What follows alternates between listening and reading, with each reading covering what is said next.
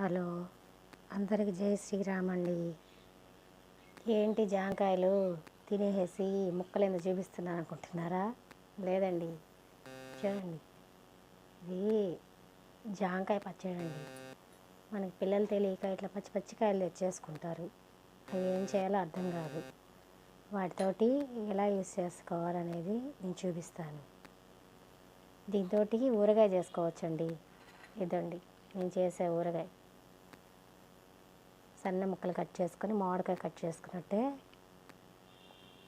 చేసుకొని ఉప్పు, కారము, ఆవపిండి, మెంతిపిండి అన్నీ వేసి ఒక నూనె వేసి ఈ లోపల జాంకాయకి ఇదంతా తీసేయాలండి. ఇక్కడంతా తీసేస్తే నీట్గా మామిడికాయ ముక్కల్లాగా తరుక్కోవాలండి.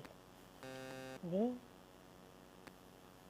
అయిపోయిన తర్వాత ఊరగాయ అండి. ఇది తిని చూడండి, ఒక 2 days బాగుంటుందండి తినడానికి. జాంకాయ ముక్కల్లాగే అనిపిస్తుందండి, పచ్చి జాంకాయ కాబట్టి జాంకాయ వాసన కూడా రాదండి. ట్రై చేసి తిని టేస్ట్ చేసి నచ్చితే మళ్ళీ చేసుకోండి, లేకపోతే లేదు. జై శ్రీరామ్ అండి.